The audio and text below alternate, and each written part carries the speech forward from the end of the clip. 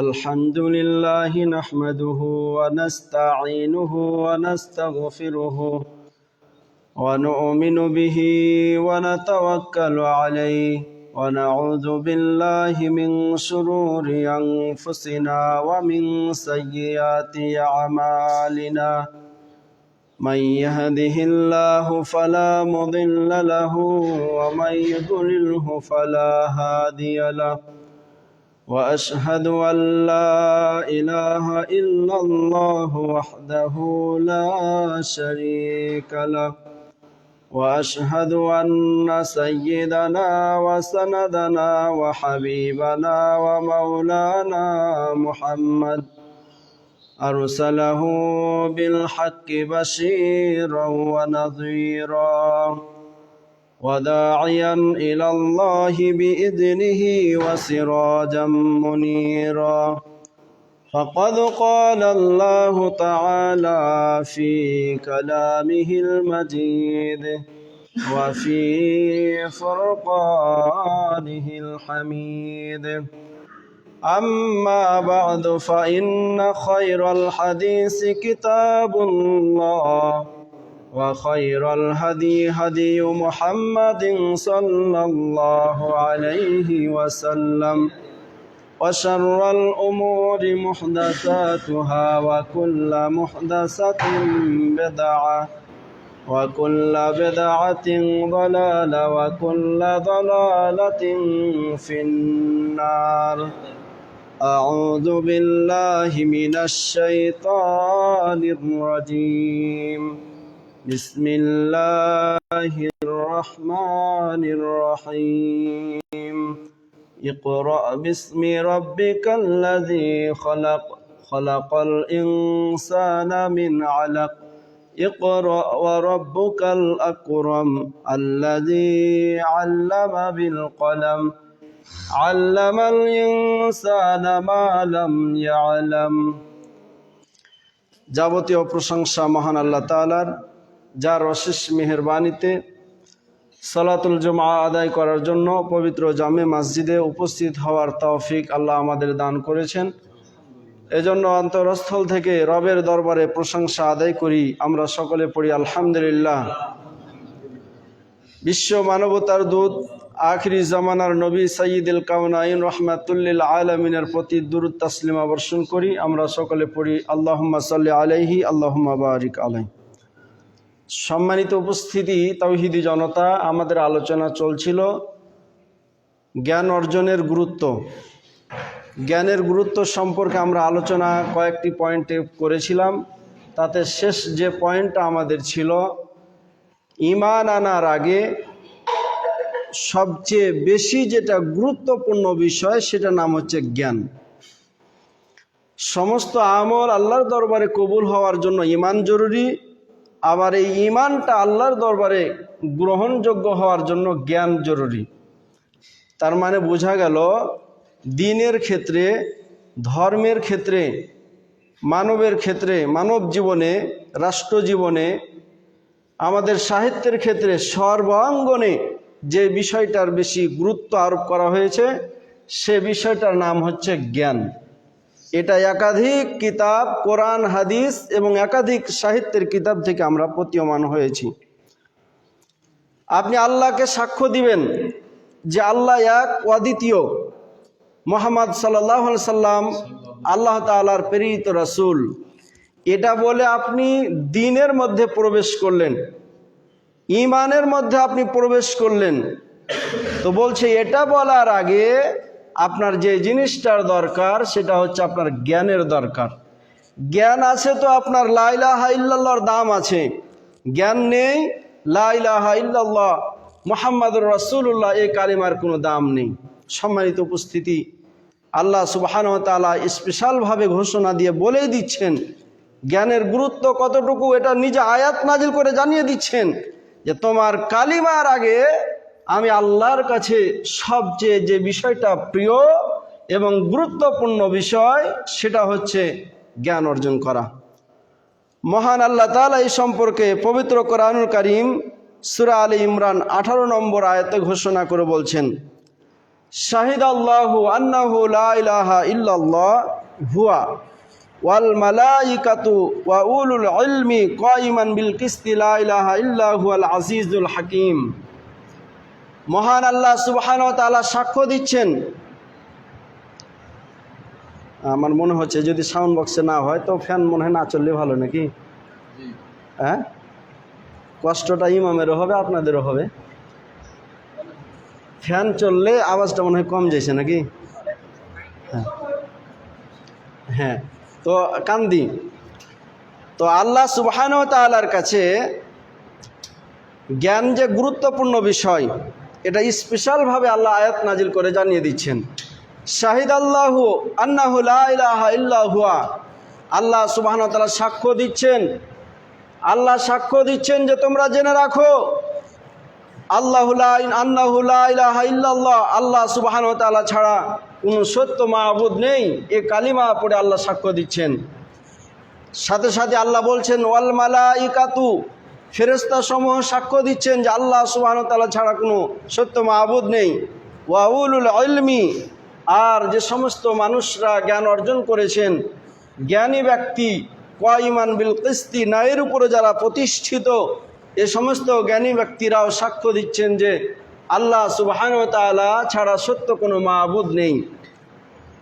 ফালাম আন, তারপরে আল্লাহ বলছেন লা ইলাহা ইল্লা হুয়াল আজিজুল হাকিম, আল্লাহ সুবহানাহু ওয়া তাআলা হচ্ছেন অদ্বিতীয়, তিনি সত্য মাবুদ, তিনি ছাড়া কোনো সত্য মাবুদ নেই, তিনি পরাক্রমশালী এবং প্রজ্ঞাময়।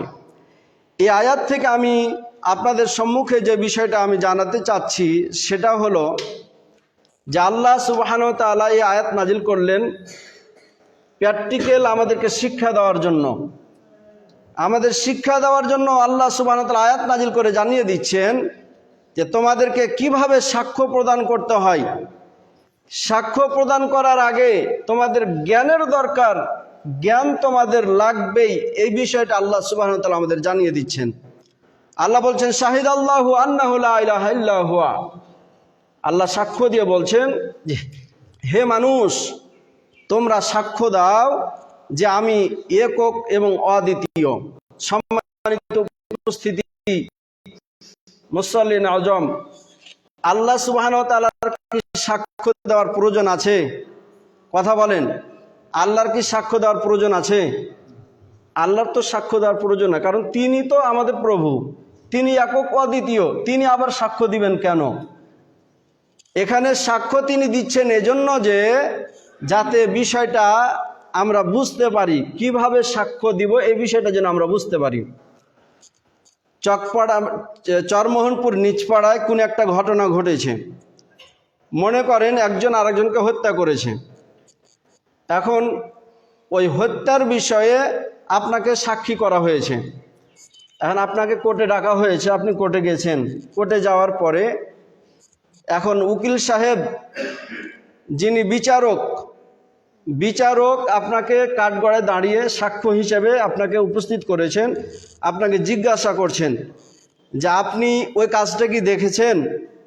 এখন আপনি যদি বলেন না, তাহলে আপনার সাক্ষ্য এটা কি গ্রহণযোগ্য হবে? আপনার গ্রহণযোগ্য হবে না। তার মানে আপনি যদি দেখে থাকেন, উপস্থিত থাকেন, ঘটনাটা কে ঘটেছে, কার উপরে ঘটিয়েছে, এ বিষয় সম্পর্কে যদি আপনি জ্ঞাত থাকেন, তাহলে ওই সাক্ষ্যটা আল্লাহর দরবারে কি হবে? গ্রহণযোগ্য হবে, নচেত গ্রহণযোগ্য হবে না। এটা হচ্ছে আমাদের দুনিয়াবি কথা, দুনিয়ার উদাহরণ দিলাম মাত্র। আল্লাহ সুবহানাহু ওয়া তাআলা আমাদেরকে সাক্ষ্য দিয়ে বলছেন যে তোমরা আমার পরিচিতি লাভ করো, আগে তোমরা আগে আমাকে জানো, তোমরা আগে দিন সম্পর্কে জানো, ইসলাম সম্পর্কে জানো, আমি আল্লাহ সম্পর্কে আগে তোমরা জানো, তারপরে তোমরা সাক্ষ্য দাও। তার মানে যদি আমরা আল্লাহকে না চিনে বলি আল্লাহ এক, এ সাক্ষ্য গ্রহণযোগ্য আছে? কথা বলেন। একটু আগে তো বললেন ওই চোর, মানে ওই একজন সাক্ষী মৃত্যুর ব্যাপারে, মার্ডারের ব্যাপারে সাক্ষ্য দিতে গেছে, ঘটনা জানে না, তার সাক্ষ্য গ্রহণযোগ্য হবে? তো এখনই তো বললেন। আর আল্লাহর ব্যাপারে জানছেন না, বুঝছেন না, তো ওই ব্যাপারে আপনি যদি শুধু লা ইলাহা ইল্লাল্লাহ লা ইলাহা ইল্লাল্লাহ পড়েন, গ্রহণযোগ্য হবে? সাক্ষ্য গ্রহণযোগ্য হবে না। এ কথায় আল্লাহ বলছেন যে তোমাদেরকে সাক্ষ্য কিভাবে দিতে হয়, দেওয়ার পদ্ধতিটা আমি আল্লাহ তাআলা তোমাদেরকে জানিয়ে দিচ্ছি। সম্মানিত উপস্থিতি মুসল্লি নওজম, এখান থেকে প্রতীয়মান হয় যে আমাদের জানা জরুরি, জানতেই হবে, জানার বিকল্প কোনো পথ নেই। না জানার কারণে কি অবস্থা আর জানার কারণে কি অবস্থা দেখেন। আবু জাহেল আমরা তো চিনি নাকি? আবু জাহেল চিনি না? আমরা চিনি। আবু মানে বাপ, জাহেল মানে হলো মূর্খ, মূর্খর বাপ। ইতিহাসে লেখেন যে সে সময়ে যদি হাতে গোনা কয়েকটা জ্ঞানী মানুষ থাকে, তার মধ্যে সে একজন জ্ঞানী মানুষ ছিল। সে অনেক প্রচুর জ্ঞানের অধিকারী ছিল। তারপরেও তাকে আবু জাহেল, তাকে আবুল হাকাম মানে জ্ঞানীদের বাপ বলে উপাধি দেওয়া হয়েছিল সে সময়ে। কিন্তু সে ব্যক্তি আল্লাহর পরিচিতি লাভ না করার কারণে, আল্লাহকে চিনতে না পারার কারণে, আল্লাহর পরিচিতি স্বীকৃতি, আল্লাহর সাক্ষ্য স্বীকৃতি কবুল না করার কারণে ওই ব্যক্তিটাকে মানুষ কি উপাধি দিয়েছে? আবু জাহেল মানে মূর্খের আব্বা। কথা বুঝতে পারছেন? সম্মানিত উপস্থিতি মুসল্লি নওজম, ওই আবু লাহাব, আবু জেহেল, উতবা, সাইবা এরা সে সময়ে কাফেরদের লিডার ছিল। আল্লাহ সুবহানাহু ওয়া তাআলা আয়াত নাজিল করলেন, আনজির আশিরাতাকাল আকরাবিন, হে মুহাম্মদ আপনি যান, যাওয়ার পরে আপনার আত্মীয় স্বজন যারা রয়েছে তাদেরকে দাওয়াত দেন।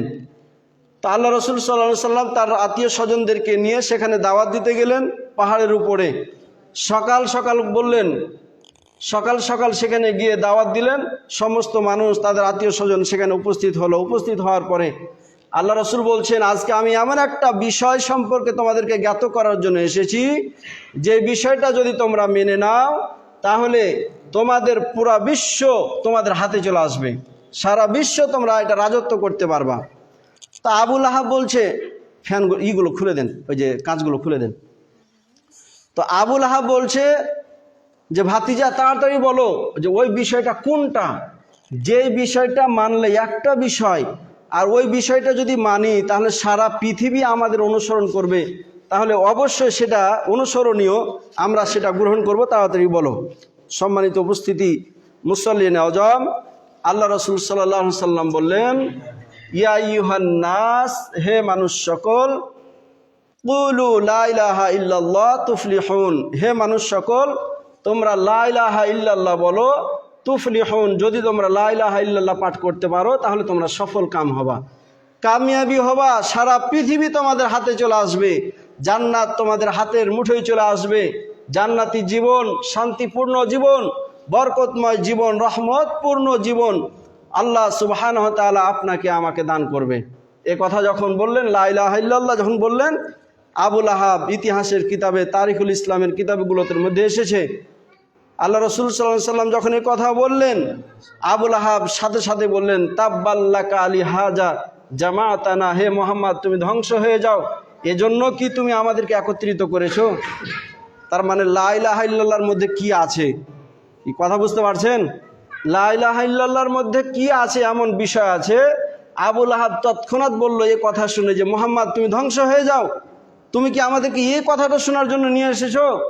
মানে বুঝতে পেরে গেছে এখানে আল্লাহর পরিচিতি আছে, ও জানতে পেরে গেছে, মানে ওই তো জ্ঞানী মানুষ, ও জেনে গেছে যে আমরা যদি লা ইলাহা ইল্লাল্লাহ ধরি তাহলে আমাদের সমাজ যেগুলো কুকৌশলী আছে, নেতাদের মধ্যে যেগুলো অরাজকতা আছে, স্বৈরাচারী নীতি যেগুলো আছে, সেটা পার্লামেন্ট, রাজার ক্ষেত্রে হোক, রাষ্ট্রীয় ক্ষেত্রে হোক, সমাজ ক্ষেত্রে হোক, অথবা ব্যবসার ক্ষেত্রে হোক, কৃষির ক্ষেত্রে হোক, সমাজের ক্ষেত্রে হোক, অথবা কাবা ঘরে যে মূর্তিগুলো ছিল 360টা, এগুলো হোক, সর্বাঙ্গনে এগুলোকে ত্যাগ করতে হবে। এটা কালিমার মধ্যে জেনে গেছিল।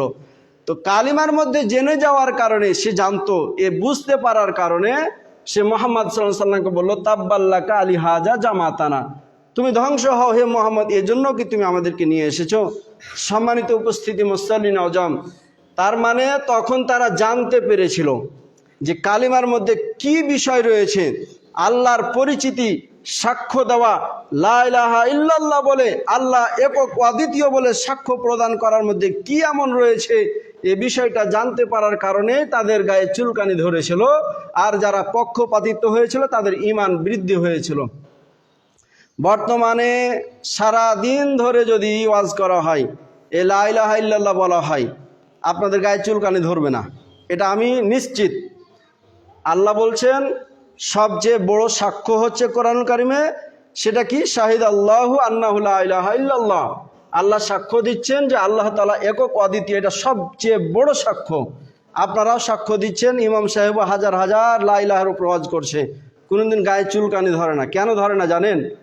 যদি ধরতো, আবুল আহাব যেভাবে তার গায়ে চুলকানি ধরার কারণে হাত দুটো বাড়িয়ে দিয়ে মুহাম্মদকে মারার জন্য উদ্বুদ্ধ হয়েছিল, সেটা বর্তমান সময়েও করত। কিন্তু সেই সময়ে আর এই সময়ের মধ্যে পার্থক্য হলো এটাই, তারা কালিমার অর্থ বুঝেছিল, জ্ঞান ছিল তাদের, আর বর্তমান সময়ের জ্ঞান নেই। কথা বুঝতে পারছেন? বর্তমান সময়ের মানুষের জ্ঞান না থাকার কারণে আমার সামনে বারবার কালিমা লা ইলাহা ইল্লাল্লাহ পাঠ করছে, আমি সুদ খাচ্ছি, ঘুষ খাচ্ছি, রাহাজানি করছি, জেনা করছি, চুরি করছি, ডাকাতি করছি, পর মানুষেরকে গালি দিচ্ছি, পর মানুষের মাটি চেপে খাচ্ছি, আমি বিভিন্ন রকমের অরাজকতা, অনৈতিকতা আমাদের জীবনে বাস্তবায়ন করে চলছি। কিন্তু কালিমা বলছে এগুলো করতে পারবে না, এগুলো করতে পারবে না। কখন করতে পারবে না? যখন আপনি কালিমার অর্থ বুঝবেন তখন। সম্মানিত উপস্থিতি, মুসাল্লিন আওজাম, এই কথা এই জন্য বলা হচ্ছে যে শাহিদ আল্লাহু আন্নাহু লা ইলাহা ইল্লাল্লাহ, আপনি এক আল্লাহ বলে সাক্ষ্য দিচ্ছেন। এই সাক্ষ্য দেওয়ার আগে আপনাকে আল্লাহর পরিচিতি সম্পর্কে, আল্লাহর বিধান সম্পর্কে, শরীয়ত সম্পর্কে, ইসলাম সম্পর্কে, ফেরেশতা সম্পর্কে, আর নবী আম্বিয়া কিরাম সম্পর্কে আপনাদের জ্ঞান অর্জন করতে হবে। জ্ঞান অর্জন করা অপরিহার্য বিষয়, আয়াত থেকে প্রমাণ পাওয়া যায়। তারপরে আল্লাহ বলছে ওয়াউলিল ইলমি কায়িমান বিল কিসতি, ওই সমস্ত জ্ঞানী ব্যক্তি, যে সমস্ত জ্ঞানী ব্যক্তিরা ন্যায়ের উপরে প্রতিষ্ঠিত। কায়িমান বিল কিসতি, এটার দুইটা তর্জমা মুফাসসিরিনে কেরাম করেন। একটা তর্জমা হচ্ছে আল্লাহ সুবহানাহু ওয়া তাআলা যাবতীয় কিছু সৃষ্টি করেছেন ন্যায়সঙ্গতভাবে, কোনো প্রকারের কমতি আল্লাহ তাআলা রাখেন নাই। তার আয়াতগুলো আমি গত শুক্রবারে বলে দিয়েছি। আর একটা ব্যাখ্যা হচ্ছে কায়িমান বিল কিসতি, যে জ্ঞানী, ওই সমস্ত জ্ঞানী ব্যক্তিরা এক আল্লাহ বলে সাক্ষ্য প্রদান করে, যে সমস্ত জ্ঞানী ব্যক্তিরা ন্যায়ের উপরে প্রতিষ্ঠিত। তার মানে আপনি আলেম মানুষ, বিচার করতে গেছেন, স্বার্থ দেখছেন, এটা ন্যায়ের উপর প্রতিষ্ঠিত হলো না। আপনি আলেম মানুষ, আপনাকে রাষ্ট্রীয় ক্ষমতা দেওয়া হয়েছে, সেখানে আপনি বিভিন্নভাবে আত্মসাৎ করছেন। বিশেষ দ্রষ্টব্য দিয়ে বলি, আলেম এটা ইলম থেকে এসেছে, ইলম মানে জানা, আর জানা এটা ব্যাপক, এখানে বলেন নাই। যদিও তাফসির কারক বলেছেন যেটা দ্বারা উদ্দেশ্য হচ্ছে ধর্মীয় যারা জ্ঞানের অধিকারী তারা, কিন্তু ব্যাপক অর্থের দিকে যদি আমরা লক্ষ্য করি তাহলে প্রতীয়মান হব এখানে ওই সমস্ত ব্যক্তিরাই যারা অজানা বিষয় সম্পর্কে জ্ঞাত। কৃষি বিজ্ঞান, সমাজ বিজ্ঞান, অর্থনীতি বিজ্ঞান, পদার্থ বিজ্ঞান, রাষ্ট্রবিজ্ঞান, সমাজ বিজ্ঞান, যেই বিষয়ে, চিকিৎসা বিজ্ঞান, যে বিষয় হোক না কেন, প্রত্যেক বিষয়ের জ্ঞানী যদি ন্যায়ের উপরে প্রতিষ্ঠিত হয় তাহলে সে ব্যক্তিকে জ্ঞানী বলা হয়। একজন ডাক্তার চিকিৎসা করছে, চিকিৎসা করতে গিয়ে এমনিতে তো 1000, 1500 অথবা 500 টাকা করে তো প্রেসক্রিপশান দেওয়ার জন্য তো নিচ্ছেনই, কিন্তু ওখানে যাওয়ার পরে এবার প্রেসক্রিপশান যেটা যার নাম দিয়ে, যেই কোম্পানির নাম দিয়ে বা যে ডাক্তারের ফার্মেসি দিয়ে লিখছেন, এখানে কত টাকা খেয়ে নিয়েছেন, মানে ডাক্তার কত টাকা ওই কোম্পানির মালিকের কাছ থেকে খাওয়ার পরে উক্ত কোম্পানির পক্ষ থেকে প্রেসক্রিপশান লিখছেন। এখন চিকিৎসকের মানে চিকিৎসার মানে যে রুগী, এ রুগীর কাজ হোক বা না হোক সে ব্যাপারে তার সেটা থাকে না, তার চিন্তা চেতনা থাকে না। এই যে স্বার্থপরতা, এই স্বার্থপরতা, তাহলে তাকে জ্ঞানী বলা হয় না। সে যত বড় ডাক্তার হোক না কেন তাকে জ্ঞানী বলা হয় না। একজন কোরআন এবং হাদিসের জ্ঞান, একজন বড় আলেম মানুষ, মুফতি সাহেব মানুষ, সে কোনোদিন মিথ্যা ছাড়তে পারলো না। কোরআন এবং হাদিসের কথা হুবহু বলতে হবে, সে অনুযায়ী তাকে বিচার ফায়সালা করতে হবে, কিন্তু করছে না। তাহলে সে ব্যক্তি যত বড় মুফতি সাহেব হোক না কেন, সে ব্যক্তির ক্ষেত্রে তাকে কায়িমান বিল কিসতি তাকে বলা হয় না। একজন রাষ্ট্রবিজ্ঞান সম্পর্কে জ্ঞান অর্জন করে সে রাষ্ট্রের প্রেসিডেন্ট হয়েছে, প্রেসিডেন্ট হওয়ার পরে সেখানে স্বার্থ দেখছে, এটা আমার দল, ওটা আমার দল। সে রাজনীতিতে প্রধানমন্ত্রী হওয়ার পরে যদি সে বিচার করতে গিয়ে, যদি দেখার দিকে লক্ষ্য করতে গিয়ে যদি নিরপেক্ষতা অবলম্বন না করে, যদি বলে এটা আমার দল, ওটা ওর দল, এই যে নিরপেক্ষতার দাবি না করে বৈষম্য সৃষ্টি করা, এখানে তাকে জ্ঞানী বলে না। সম্মানিত উপস্থিতি মুসল্লি নওজোয়ান, এ কথাই বলছেন যে ওই সমস্ত জ্ঞানী ব্যক্তি, যে সমস্ত জ্ঞানীরা সত্যের উপরে প্রতিষ্ঠিত, এ সমস্ত মানুষরা সাক্ষ্য দেন জেনে শুনে বুঝে যে আল্লাহ সুবহানাহু ওয়া তাআলা একক এবং অদ্বিতীয়। সম্মানিত উপস্থিতি মুসল্লি নওজোয়ান, আল্লাহর সাক্ষ্য দেওয়ার ব্যাপারে লা ইলাহা ইল্লাল্লাহ পাঠ করার আগে আমাদের যে জ্ঞানের অপরিহার্য বিষয় লাগবেই, গুরুত্বপূর্ণ বিষয়, এ সম্পর্কে সূরা মুহাম্মদ 19 নম্বর আয়াতে আল্লাহ ঘোষণা করে বলছেন, ফাআলাম আন্নাহু লা ইলাহা ইল্লাল্লাহ, তুমি জেনে নাও যে অবশ্যই আল্লাহ সুবহানাহু ওয়া তাআলা একক এবং অদ্বিতীয়, তিনি ছাড়া কোনো সত্য মাবুদ নেই। তাহলে লা ইলাহা ইল্লাল্লাহ বলে আপনি সাক্ষ্য দিচ্ছেন, এই দেওয়ার আগে আল্লাহ বলছেন ফাআলাম, তুমি জেনে নাও, তুমি জ্ঞান অর্জন করো, তুমি বুঝে নাও, তুমি তোমার ভিতরে জ্ঞান শিক্ষা নিয়ে আসো। সম্মানিত উপস্থিতি, এই আয়াত থেকেও সূরা মুহাম্মদ 19 নম্বর আয়াত থেকেও আমরা প্রতীয়মান হই। আল্লাহ ঘোষণা করে বলছেন ফাআলাম আন্নাহু লা ইলাহা ইল্লাল্লাহ, তুমি জেনে নাও যে অবশ্যই আল্লাহ সুবহানাহু ওয়া তাআলা একক অদ্বিতীয়, তিনি ছাড়া কোনো সত্য মাবুদ নেই। তাহলে এখান থেকে আমরা প্রতীয়মান হলাম কালিমা লা ইলাহা ইল্লাল্লাহ, অর্থাৎ আপনি ইসলামের মধ্যে, ঈমানের মধ্যে প্রবেশ করতে হলে প্রথম যে বাণী আপনাকে পাঠ করতে হবে লা ইলাহা ইল্লাল্লাহ। এই লা ইলাহা ইল্লাল্লাহ পাঠ করার আগে আমাকে অবশ্যই জ্ঞান অর্জন করতে হবে, জ্ঞানী হতে হবে। জ্ঞান অর্জন না করলে আমার এই সাক্ষ্য আল্লাহর দরবারে কোনো কাজে লাগবে না। সম্মানিত উপস্থিতি মুসল্লি নওজোয়ান, জ্ঞানের গুরুত্ব সম্পর্কে আমাদের আলোচনা চলছিল। এ পর্যন্ত আমরা যেটা বুঝতে পারলাম সেটা হলো আল্লাহকে একক বলে সাক্ষ্য দেওয়া, অর্থাৎ ঈমান আনার আগে আমাদের যে বিষয়টা লাগবে সেটা হচ্ছে জ্ঞান। আমরা যদি অন্য আরেকটা আমরা যদি প্রকার দেখি, গুরুত্ব আরোপ দেখতে যাই, তাহলে আমরা প্রতীয়মান হব। জ্ঞানের গুরুত্ব বুঝতে প্রথমে আল্লাহ সুবহানাহু ওয়া তাআলা ইলমে ওহী নাজিল করেছেন শিক্ষা সম্পর্কে। আমরা যদি সূরা আলাক দেখি তাহলে আমরা প্রতীয়মান হব। আল্লাহ সুবহানাহু ওয়া তাআলা বলছেন, ইকরা বিসমি রাব্বিকাল্লাযী খালাক, খালাকাল ইনসানা মিন আলাক, ইকরা ওয়া রাব্বুকাল আকরাম আল্লাযী আল্লামা বিল কলাম আল্লামাল ইনসানা মা লাম ইয়ালাম। সূরা আলাকের 1 থেকে 5 নম্বর আয়াত, এই 5টি আয়াত আল্লাহ সুবহানাহু ওয়া তাআলা প্রথম নাজিল করেছেন। মুফাসসিরিন ইকরাম বলেন, যতগুলো আয়াত নাজিল হয়েছে প্রথম আয়াত এটা। কোরআনুল কারীম মানুষের হেদায়েতের জন্য, কথা বলেন ঠিক আছে না? এটা রাষ্ট্রীয় হোক, সমাজ হোক, কৃষি হোক, অথবা যে কোনো অঙ্গ হোক, মানুষের জীবনকে উন্নতির শিখরে পৌঁছানোর জন্য অন্যতম একটা সংবিধানের নাম হচ্ছে আল কোরআন। এই আল কোরআন যদি কেউ পার্লামেন্ট পর্যন্ত পৌঁছাতে পারে, তার ব্যক্তিগত জীবনে, সমাজ জীবনে, পারিবারিক জীবনে যদি বাস্তবায়ন করতে পারে, তাহলে অবশ্যই ইতিহাস প্রমাণ করেছে আগে যেমনভাবে এ কোরআন একজন মানুষকে উন্নত জীবন দান করেছে, বর্তমান সময়ে করবে ইনশাআল্লাহ, আর কিয়ামত পর্যন্ত করতেই থাকবে বলে আশাবাদী। কারণ এ কোরআন কোথা থেকে এসেছে? কথা বলেন। আসমান থেকে নাজিল করা কোরআন। আমরা বিশ্বাস করি সারা পৃথিবীতে সকল কিতাবের মধ্যে ভুল থাকতে পারে, কিন্তু আল কোরআন কারীমের মধ্যে কি নাই? ভুল নেই। এই কোরআন এসেছে মানুষের জীবনকে উন্নতি করার জন্য। তাহলে এই কোরআন সম্পর্কে যদি আমাদের জানতে হয়, তাহলে কোরআনের বিধিবিধান, সকল যত বিধিবিধান আল্লাহ নাজিল করেছেন, সমস্ত বিধিবিধান নাজিল করার আগে বলেন রাষ্ট্র পরিচালনা, সমাজ পরিচালনা, কৃষি পরিচালনা, পরিবার পরিচালনা, একজন ব্যক্তি তার ব্যক্তি জীবনকে পরিচালনা করা, একটা ধর্মীয় জীবন, একটা ধর্ম অবলম্বনকারী ব্যক্তি কিভাবে তার ধর্মীয় জীবনকে বাস্তবায়ন করবে, সে সম্পর্কে সব গাইডলাইন পবিত্র কোরআনুল কারীমের মধ্যে দিয়ে দিয়েছেন। সমস্ত বিধিবিধান কোরআনুল কারীমের মধ্যে এসেছে। এই বিধিবিধানগুলো নাজিল করেছেন, এই নাজিল করার আগেই সর্বপ্রথম যে বিষয় আল্লাহ তাআলা আয়াত নাজিল করেছেন সেটা হচ্ছে সূরা আলাকের প্রথম 5 নম্বর আয়াত, 1 থেকে 5টি আয়াত। এই 5টি আয়াতের মধ্যে আল্লাহ কি বলছেন? আল্লাহ সুবহানাহু ওয়া তাআলা বলছেন, ইকরা বিসমি রাব্বিকাল্লাযী খালাক, হে মুহাম্মদ সাল্লাল্লাহু আলাইহি সাল্লাম, ইকরা তুমি পড়ো, বিসমি রাব্বিকাল্লাযী খালাক, ওই প্রভুর নামে যে আল্লাহ সুবহানাহু ওয়া তাআলা, যে রব তোমাকে সৃষ্টি করেছে। ইকরা বিসমি রাব্বিকাল্লাযী খালাক, খালাকাল ইনসানা মিন আলাক, যে আল্লাহ সুবহানাহু ওয়া তাআলা এই মানুষকে সৃষ্টি করেছেন রক্তপিণ্ড হতে। ইকরা ওয়া রাব্বুকাল আকরাম, তুমি পড়ো তোমার সেই মহান রবের, সম্মানিত রবের নামে। আল্লাযী আল্লামা বিল কলাম, যে আল্লাহ সুবহানাহু ওয়া তাআলা কলমের দ্বারা শিক্ষা দিয়েছেন। আল্লামাল ইনসানা মা লাম ইয়ালাম, ওই বিষয় সম্পর্কে শিক্ষা দিয়েছেন যে বিষয় সম্পর্কে মানুষের জ্ঞান ছিল না। কৃষি, মানুষের জ্ঞান ছিল? কথা ভালো করে বুঝবেন।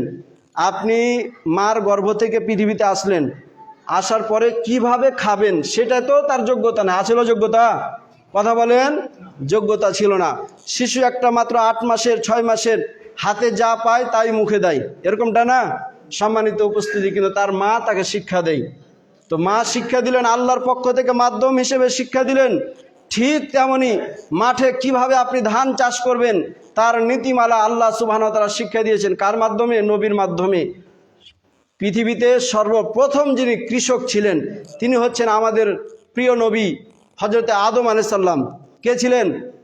হযরতে আদম আলাইহিস সালাম। তাহলে আদম আলাইহিস সালাম আয়াত নাজিল করে, বিধান নাজিল করে, সহিফা নাজিল করে কিভাবে কৃষি কাজ করতে হবে তার পন্থা শিক্ষা দিলেন।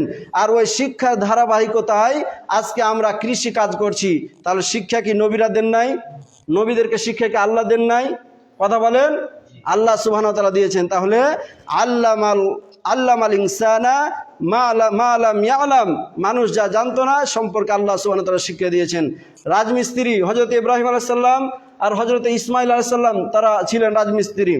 তাহলে রাজমিস্ত্রি আপনি মনে করছেন যে কিভাবে ঘর গাঁথছি এত সুন্দর করে, আমরা যদি 10 জন মিস্ত্রি থাকি তাহলে আমি 1 নম্বরে, এই অহংকার করছেন। আপনি আজকে নীতিমালা শিক্ষা অর্জন করেছেন, কিন্তু এই নীতিমালা সর্বপ্রথম আল্লাহ কোথায় কে নাজিল করেছেন? আল্লাহ নাজিল করেছেন ইব্রাহিম আলাইহিস সালামের মাধ্যমে।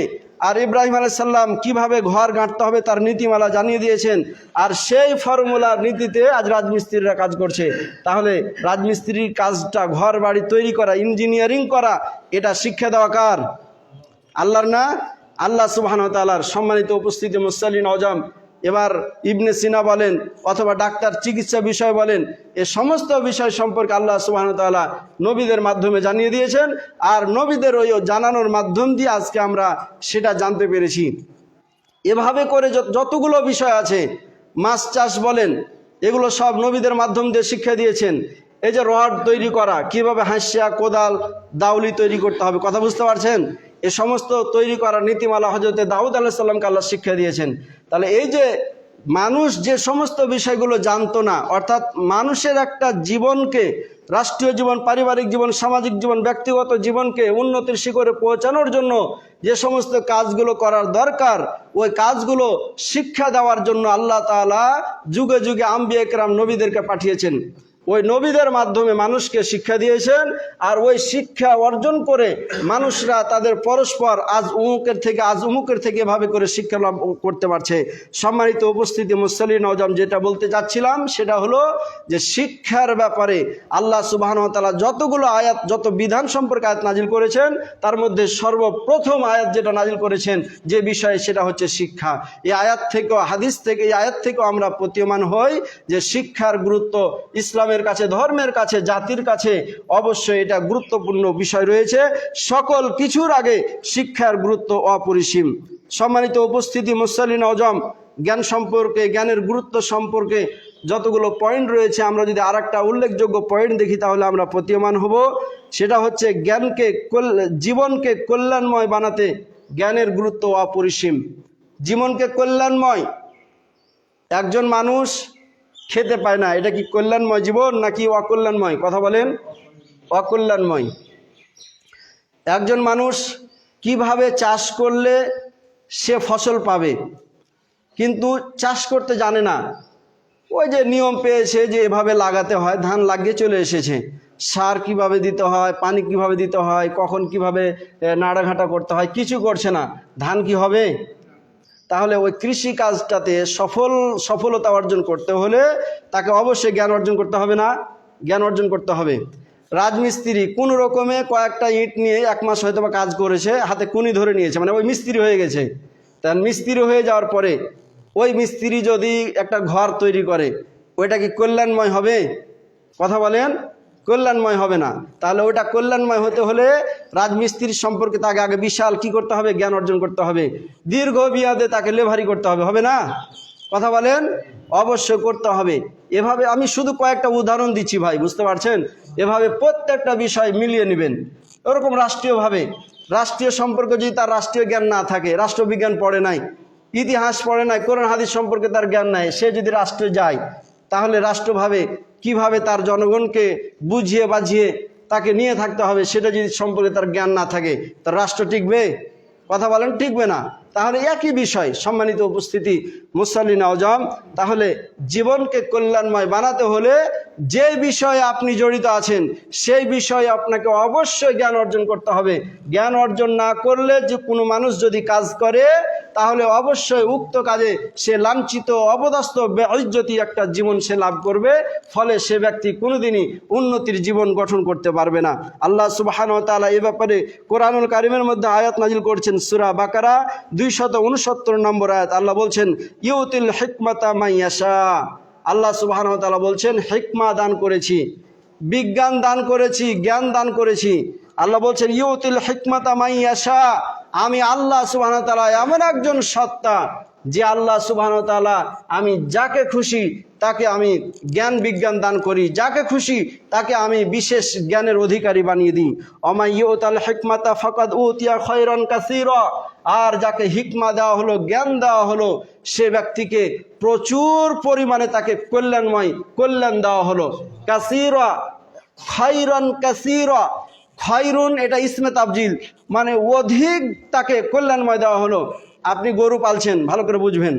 আপনি গরু পালছেন, গরু পালতে গিয়ে কিভাবে খাওয়াতে হয় এটা হয়তো বা ভালো করে জানছেন না, হ্যাঁ, অথবা এই সম্পর্কে আপনার তেমন কোনো জ্ঞান নেই। মাঠে গেলেন, মাঠে গিয়ে আপনি 2 বস্তা হয়তো বা ঘাস কেটে নিয়ে চলে আসলেন, নিয়ে আসার পরে গরুটা আপনি পালছেন। এভাবে পালতে পালতে 6 মাস পরে 50-এর জায়গায় আপনি 1 লক্ষ টাকা পেলেন। সম্মানিত উপস্থিতি মুসল্লি নওজোয়ান, কিন্তু একজন ব্যক্তি কৃষি সম্পর্কে জ্ঞান অর্জন করলেন। কৃষি বিজ্ঞানে কিন্তু গরু পালনের উল্লেখযোগ্য একটা অধ্যায় রয়েছে, কথা বুঝতে পারছেন? আর কৃষি বিজ্ঞান আপনি অর্জন করে কিভাবে গরু পালতে হয় তার নীতিমালা অর্জন করার পরে যখন আপনি সেখানে দীর্ঘ 6 মাস সময় দিলেন, আপনি 1.5 লক্ষ টাকা পেলেন। উন্নতি জীবন কার বেশি বলেন? কথা বলেন, উন্নতি জীবন কার বেশি?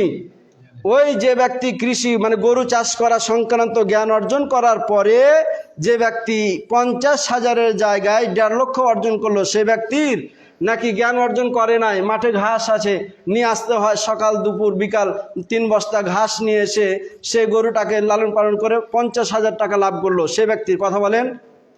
কথা বলেন না কেন? অবশ্যই 1.5 লক্ষ টাকা, মানে যে ব্যক্তি 50,000-এ 1 লক্ষ টাকা লাভ করলো সে ব্যক্তির কথা, ঠিক আছে না? আল্লাহ ওই কথাই বলছেন যে উতিয়া খায়রান কাসীরা।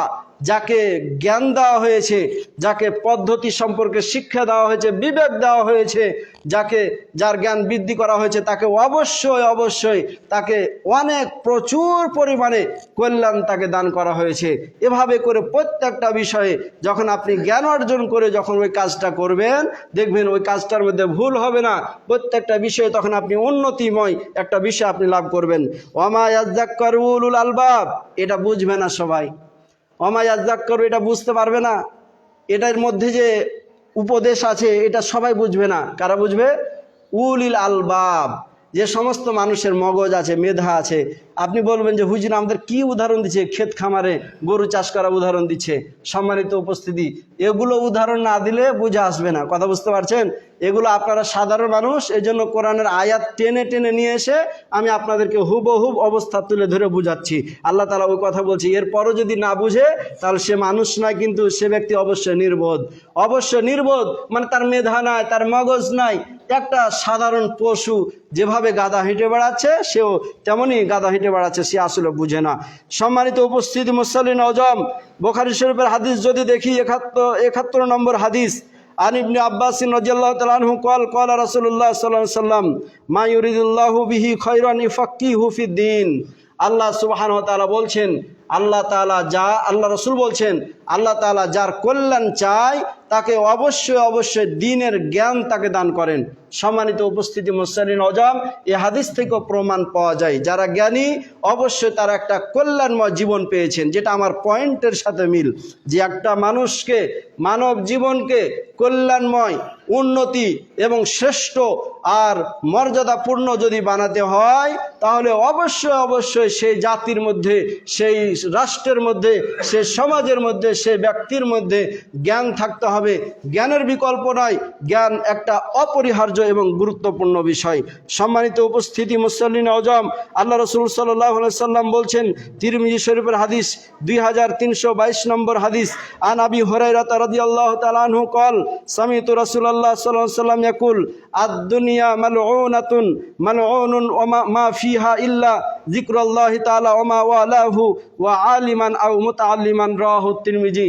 তিরমিজি শরীফের হাদিস, আল্লাহ রাসূল সাল্লাল্লাহু আলাইহি সাল্লাম বলছেন, আবু হুরায়রা থেকে বর্ণিত, তিনি বলেন রাসূল সাল্লাল্লাহু আলাইহি সাল্লামকে বলতে শুনেছি, তিনি বলেছেন, আদ-দুনিয়া মালউনাতুন, দুনিয়া অবশ্যই অভিশপ্ত, দুনিয়া অবশ্যই অভিশপ্ত। অভিশপ্ত মানে কি? যার বদদোয়া লেগে গেছে। আপনার সন্তান আপনার সাথে খারাপ আচরণ করেছে, এখন ওই সন্তানটাকে আপনি রাগে পড়ে বদদোয়া দিয়েছেন, অভিশপ্তের দোয়া দিয়েছেন, এখন ওই সন্তানটা তার পারিবারিক জীবনে উন্নতি করতে পারছে না, তাহলে ওই সন্তানটা অভিশপ্ত, সেজন্য পারছে না। কথা ঠিক আছে না? কথা বলেন, ঠিক আছে। একটা মানুষ চলছে, চলতে চলতে হঠাৎ করে মানুষটা অসুস্থতায় ভুগছেন, বিছানায় পড়ে আছে। আমরা কি ধারণা করি? যে তার বদদোয়া লেগে গেছে, এরকম বলি না? যে তার পাপ হয়েছে, এরকম বলছি না, বলি না? আমরা গ্রামের ভাষায় এরকমটা বলে থাকি যে তার জীবনে যে কি পাপ করেছে আল্লাহ ভালো জানে, যে তাকে আল্লাহ তাআলা এরকম করে শাস্তি দিচ্ছে। মানে এই যে অভিসম্পদ, অভিশপ্ত, মানে এই অভিশপ্ত জীবন কখনো কি হয় না? কল্যাণময় হয় না। এখানে শুধু শুধু গজব আর শাস্তি, শুধু অশান্তি আর অশান্তিপূর্ণ জীবনকে বলা হয় অভিশপ্ত জীবন। আল্লাহ রসুল সাল্লাল্লাহু আলাইহি ওয়াসাল্লাম বলছে, আদ-দুনিয়া মালউনাতুন, দুনিয়া অভিশপ্ত, ওয়ামা ফিহা, আর দুনিয়ার মধ্যে যাহা কিছু আছে সমস্ত কিছু অভিশপ্ত। যদিও দেখতে সোনা দানা বাড়ি গাড়ি, এগুলো দেখতে যদিও মনে হচ্ছে যেগুলো হলে মনে হয় আমাদের জীবনকে উন্নতি করবে, এগুলোর মাধ্যমে হয়তো আমরা 5 তলা 10 তলা বাড়ি করব, আমাদের জীবনকে অনেক সুখময় জীবন বানাবো, হয়তো বা মনে হচ্ছে। কিন্তু আল্লাহ রসুল বলছেন এগুলো আসলে উন্নতির বিষয় নয়, এগুলো সব অভিশপ্ত। আচ্ছা, ধন সম্পদ অর্জন করতে করতে রবের পথ আপনি ছেড়ে দিলেন, জাহান্নামে চলে গেলেন, এ জীবনে দরকার আছে? এই জীবনের দরকার নেই। তাহলে ওই ধন সম্পদ আপনার দরকার কি বলেন? যে ধন সম্পদ আপনাকে সারা জীবন জাহান্নামের পথে নিয়ে যাচ্ছে, সেটা তো অবশ্যই অভিশপ্ত হবে। আল্লাহ রসুল বলছেন, আদ-দুনিয়া মালউনাতুন, দুনিয়া অবশ্যই অভিশপ্ত বিষয়, মালউনুন মা ফিহা, আর দুনিয়ায় যাহা কিছু রয়েছে সমস্ত কিছু অভিশপ্ত, ইল্লা, তবে কিছু বিষয় আছে এগুলো অভিশপ্ত নয়। কিছু বিষয়ের মধ্যে 1 নম্বর যিকরুল্লাহি তাআলা, আল্লাহ তাআলার স্মরণ। মাঠে ঘাটে, রাস্তায় চলতে উঠতে বসতে, পরিবারে সমাজে রাষ্ট্রে পার্লামেন্টে, ব্যক্তি জীবনে সর্ব অঙ্গনে, বিছানে মাঠে ঘাটে সর্ব অঙ্গনে, সব জায়গায় যখন বান্দা আল্লাহকে স্মরণ করে, যে জীবনে বান্দা যখন আল্লাহকে স্মরণ করে, সেই জীবনটাই হচ্ছে কল্যাণময় জীবন। কথা বুঝতে পারছেন? আপনি পার্লামেন্টে গেলেন, সেখানে যদি আপনি আল্লাহকে স্মরণ করেন, আসমান থেকে নাজিল করা বিধান অনুযায়ী পার্লামেন্ট চালান, রাষ্ট্র চালান, আপনার প্রজার সাথে যদি আপনি আচরণ করেন, তাহলে সেটা হবে কল্যাণময় জীবন। যদি সেটা না করেন, দুর্নীতি করেন, বৈষম্যতা বজায় রাখেন, তাহলে সেটা কল্যাণময় জীবন হয় না। হাদিস প্রমাণ করছে। আপনার ব্যক্তিগত জীবন, আপনি আদর্শবান, কোরআন এবং হাদিসের আলোকে একজন ব্যক্তিকে গঠন করেন, আল্লাহর যে বিধান রয়েছে সে বিধান অনুযায়ী গঠন করেন, এই জীবনটাই হলো আল্লাহকে স্মরণ করা জীবন। আর এই জীবনটাই তখন মূলত কি হবে? কল্যাণময় জীবন হবে। তাহলে আমরা 1 নম্বরে পেলাম আল্লাহ সুবহানাহু ওয়া তাআলাকে মানুষের সর্বাঙ্গনে স্মরণ করা, এটা হচ্ছে কল্যাণময়, আর স্মরণ না করা হচ্ছে অকল্যাণ, অভিশপ্ত বিষয়। ওয়ামা ওয়ালাহু ওয়া আলিমান আও মুতাআল্লিমান, 2 নম্বর হচ্ছে আলিমান, ইসমে ফাইল, কর্তৃকারক, কর্তাকারক, মানে যিনি করেন, যিনি জ্ঞান অর্জন করেন। তাহলে যিনি জ্ঞান অর্জন করেন সে ব্যক্তি অবশ্যই একটা অভিশপ্ত জীবন থেকে বের হয়ে একটা কল্যাণময় জীবন পেলেন, যেটা আমার বিষয়ের সাথে সম্পর্ক। যেটা সম্মানিত উপস্থিতি, মুসলিম আজম, পৃথিবীতে আমরা যাহা কিছু দেখছি সমস্ত কিছু অভিশপ্ত, তবে যারা জ্ঞান অর্জন করেছে, যারা আলেম, এ সমস্ত মানুষরা অভিশপ্ত নয়, বরং এরা উন্নতি জীবনের অধিকারী। আর মুতাআল্লিমান, অথবা যারা শিক্ষার্থী, যারা শিক্ষা অর্জন করছে, তার মানে যারা শিক্ষা অর্জন করে যারা জ্ঞানী আলেম হয়েছেন আর যারা চলমান শিক্ষা অর্জন করছেন, এ সমস্ত মানুষরা অভিশপ্ত নয়। তাছাড়া দুনিয়ার যতগুলো বিষয় আমরা দুই চক্ষু দিয়ে দেখি বা না দেখি, সমস্ত কিছু মূলত অভিশপ্ত। সম্মানিত উপস্থিতি, তাহলে এখান থেকেও আমরা প্রতীয়মান হলাম, একজন মানুষকে যদি একটা শান্তিপূর্ণ জীবন ও কল্যাণময় জীবন যদি গঠন করতে হয়, তাহলে ওই ব্যক্তির জীবনে অবশ্যই যে জিনিসটার দরকার সেটার নাম হচ্ছে জ্ঞান। জ্ঞান লাগবেই। জ্ঞান আছে তো আপনার জীবন উন্নতির শিখরে আছে, জ্ঞান নেই তো আপনার জীবনটা অবশ্যই উন্নতির শিখরে নয়, বরং ডাস্টবিনে পড়ে থাকা ওই আবর্জনা ময়লার মতো। আন আবি হুরায়রা রাদিয়াল্লাহু তাআলা আনহু قال رسول الله صلى الله عليه وسلم الناس معادن كمعادن الذهب والفضة خيارهم في الجاهلية خيارهم في الإسلام إذا فقهوا رواه মুসলিম। মুসলিম শরীফের হাদিস, আবু হুরায়রা থেকে বর্ণিত। তিনি বলছেন, রাসূলুল্লাহ সাল্লাল্লাহু আলাইহি ওয়াসাল্লাম বলেছেন, আন-নাসু মাআদিনুন, মানুষরা হচ্ছে খনিজপূর্ণ জীবন। মানুষের জীবন হচ্ছে খনিজের সাথে, খনিজ সম্পর্ক। যেমন কামাআদিনিজ যাহাবি ওয়াল ফিদ্দাতি, যেমন সোনা দানা রূপা এগুলোর যেমন খনিজ থাকে। মাটি খুঁড়ছেন, খুঁড়তে গিয়ে একটা সোনার পুতুল পেয়েছেন, আনন্দিত না দুঃখিত না সুখী? কথা বলেন, কত আনন্দিত? হ্যাঁ, ভাত ঢুকবে না, আমার যতটুকু ধারণা, সেদিন ভাত খেতে পারবেন না। কথা বুঝতে পারছেন? গল্প একটা বলে আলোচনা তো শেষ এ জমা হবে না, তো তাকে একটা কথা বলি। একজন মানুষ 10 তালা বাড়ির অধিকারী। কয় তালা?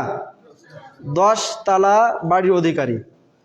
ওই বাড়ির পাশে ফকির আছে একটা, ওরা স্বামী স্ত্রী আছে। প্রতিদিন সকালবেলা ওরা চাইতে যায়, চাওয়ার পরে আবার সন্ধ্যার সময় আসে। এই যে হেঁটে চাইতে যায়, একটা ক্লান্তি আছে না?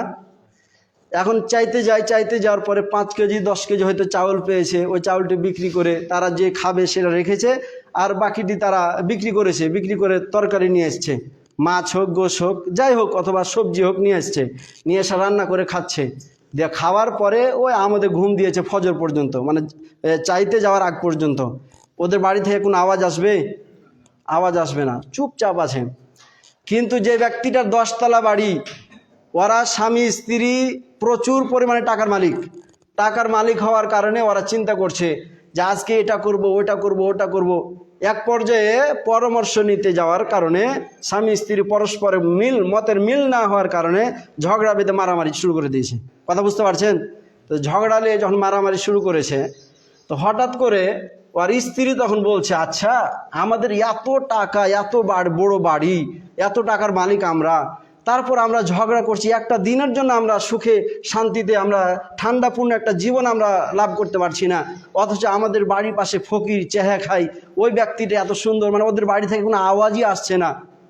এখন স্বামী বলছে, দেখবে ওদের মানে ওরা যে অশান্তিপূর্ণ জীবন ভোগ করবে, এটা আমি যদি তুমি দেখতে চাও তাহলে আমি দেখিয়ে দেবো। বলছি কীভাবে? বলছি তাহলে লক্ষ্য করো, 10 লক্ষ টাকা ওরা যখন চাইতে বের হয়েছে তখন 10 লক্ষ টাকা ওদের চৌকির তলে রেখে দিয়ে চলে এসছে। কথা বুঝতে পারছেন? খাটের তলে রেখে দিয়ে চলে এসছে। এখন চাইতে গেছে, গোটা দিনমান ধরে বাইরে চাইছে, চাওয়ার পরে যখন সন্ধ্যা হয়েছে, সন্ধ্যার সময় বাড়িতে চলে এসেছে।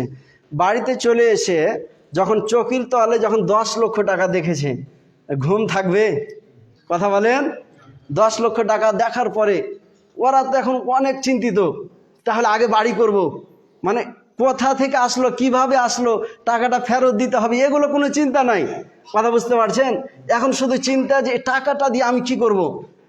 স্ত্রী বলছে, তুমি আমাকে আগে সাজাও, আমার মালা করে দাও, আমার নুপুর করে দাও, আমাকে সাজাও। আর স্বামী বলছে, হ্যাঁ আগে আমরা একটা বাড়ি করি, আমাদের পাশে এত বড় বিল্ডিং দিয়ে বাড়ি আছে, তা আমরা অন্তত একটা ঘর আমরা বাড়ি করি একটা। এরকম চিন্তা করে দুইজনের ভিতরে মারামারি লেগে গেছে। এখন স্বামী, ওই ধনী স্বামীটা এবার স্ত্রীকে বলছে, এবার দেখতে পাচ্ছ তোমরা সারা দিন তো দেখলা, মানে প্রতিদিন দেখছিলা যে ওই ঘুম পাড়ছিল, হ্যাঁ আমাদের ঘুম পাড়ছে, কোনো মারামারি, কোনো ঝগড়ার কোনো বিবাদ শুনতে পাই নাই, কিন্তু আজ দেখো কি অবস্থা তাদের। সম্মানিত উপস্থিতি, আসলে এরকম যদি সোনা দানা পাওয়া যায়, কারো মনে শান্তি থাকবে না, এই ঘটনা থেকে প্রমাণ।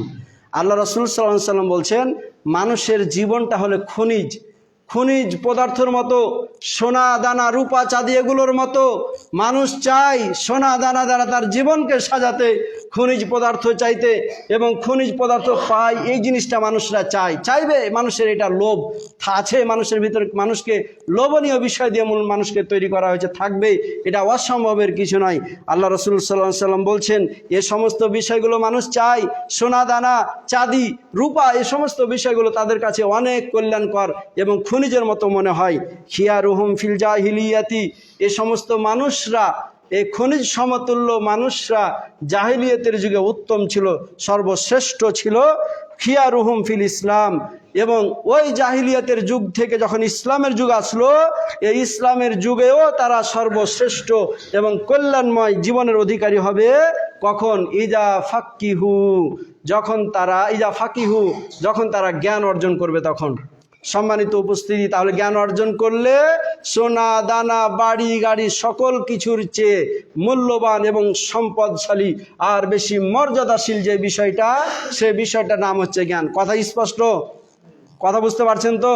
তাহলে এই হাদিস থেকেও আমরা প্রতীয়মান হলাম যে জ্ঞান অর্জন করা সকল আমল, সকল ধন সম্পদ, সকল চাকরি, সকল কাজের চেয়ে গুরুত্বপূর্ণ যে বিষয়টা ইসলামের কাছে, জাতির কাছে, সাহিত্যিকদের কাছে, মুন্সিদের কাছে, সেই বিষয়টার নাম হচ্ছে জ্ঞান। এটা অপরিহার্য বিষয় এবং গুরুত্বপূর্ণ বিষয়। এটা অর্জন করলে মানুষকে অবশ্যই কল্যাণময় একটা জীবন দান করবেন বলে ইতিহাস প্রমাণ করে এবং অতীতে করেছে, বর্তমানেও করবে বলে আশাবাদী। আল্লাহ তাআলা আমাদের সকলকে বুঝার তৌফিক দান করবে।